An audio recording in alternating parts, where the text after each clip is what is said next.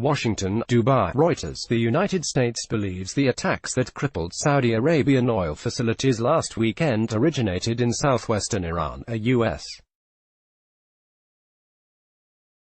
official told Reuters, an assessment that further increases tension in the Middle East.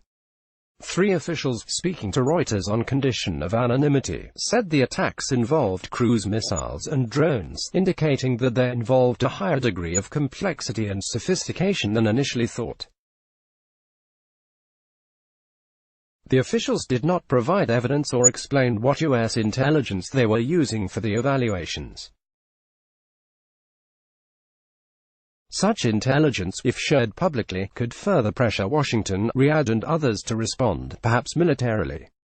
Saudi state television said the Saudi Defense Ministry will hold a media conference on Wednesday that will show evidence of Iran's involvement in the Aramco attacks, including the use of Iranian weapons.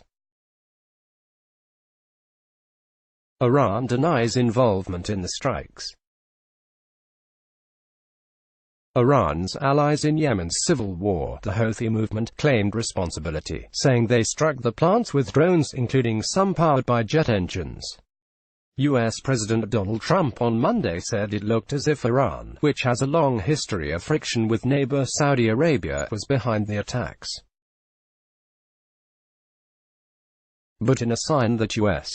allies remain unconvinced, French Foreign Minister Jean-Yves Le Drian said he was unsure if anyone had any evidence to say whether drones came from one place or another. French President Emmanuel Macron telephoned Saudi Crown Prince Mohammed bin Salman on Tuesday to discuss the attacks, Saudi state news agency SPA reported.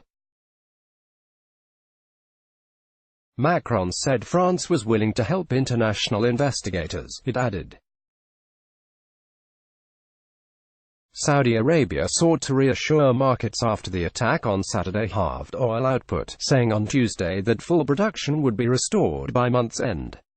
Iranian Supreme Leader Ayatollah Ali Khamenei ruled out talks with the United States unless the Trump administration returns to the nuclear accord between Iran and the West that the United States abandoned last year. Iranian officials at any level will never talk to American officials. This is part of their policy to put pressure on Iran, Iranian state TV quoted him as saying. Trump on Tuesday said he is not looking to meet Iranian President Hassan Rouhani during a UN event in New York this month. U.S.-Iran relations deteriorated after Trump quit the nuclear pact and reimposed sanctions over Tehran's nuclear and ballistic programs, severely hurting the Iranian economy. Trump also wants Iran to stop supporting regional proxies, including Yemen's Houthis. Iran's clerical rulers openly support the Houthis, who are fighting a Saudi-led coalition in Yemen, but Tehran denies that it actively supports the Yemeni group with military and financial support. Despite years of airstrikes against them, the Houthi militia boasts drones and missiles able to reach deep into Saudi Arabia, the result of an armament campaign pursued and expanded energetically since Yemen's war began 4 years ago. Another senior Trump administration official said the Houthi claim to have used 10 drones in the attacks was undercut by the fact that Abqaiq was struck at least 17 times. The second location, he added, was hit at least twice by precision-guided munitions. The Houthi claim does not stand up to scrutiny, the U.S. official said on Tuesday, speaking to reporters on condition of anonymity. The Houthis had never used the type of unmanned aerial vehicle, UAV, or drone, that was employed in the attacks, the official added. Strains between Washington and Tehran have risen more in recent months after attacks on tankers in the Gulf that the United States blames on Tehran, and Iran's downing of a U.S. military drone that prompted preparations for a retaliatory airstrike that Trump says he called off at the last minute. Saudi doubts Saudi Arabia has asked international experts to join its investigation, which indicates the attacks did not come from Yemen, the Saudi Foreign Ministry said.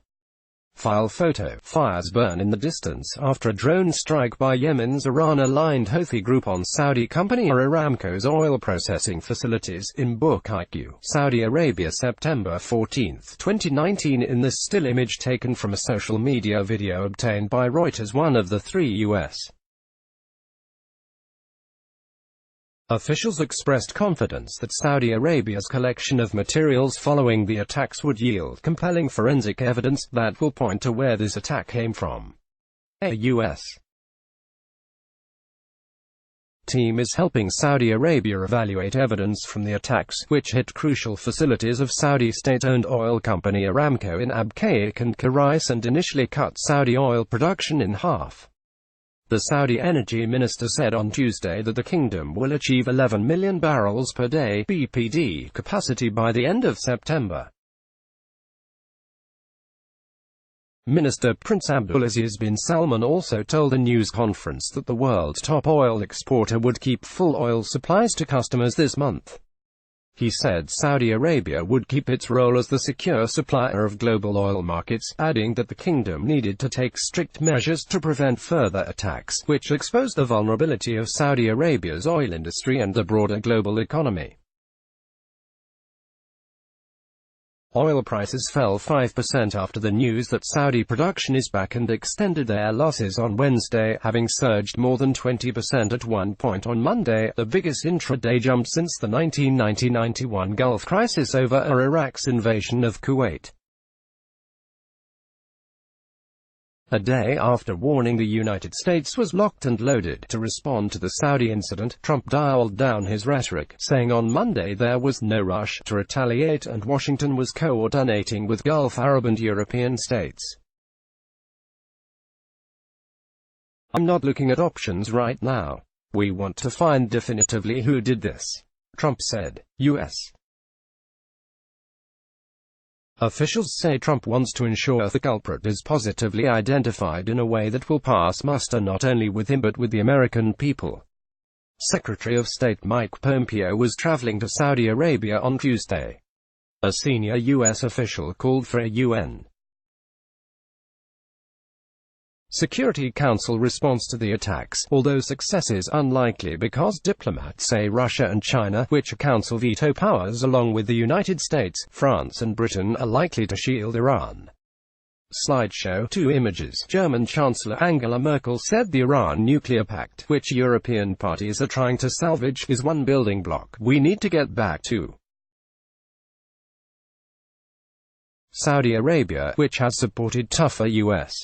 sanctions on Iran, said an initial investigation showed the strikes were carried out with Iranian weapons. Gallup Daly, a non-resident fellow at the Brookings Doha Center think tank, said the sophistication of the attacks and the fact such an operation would require high-level approval pointed at Tehran. Iran is essentially saying, if I can't get my oil into international markets, then no one should be able to do it, he said. They are basically looking to destabilize an international market that they have been cut out of by U.S.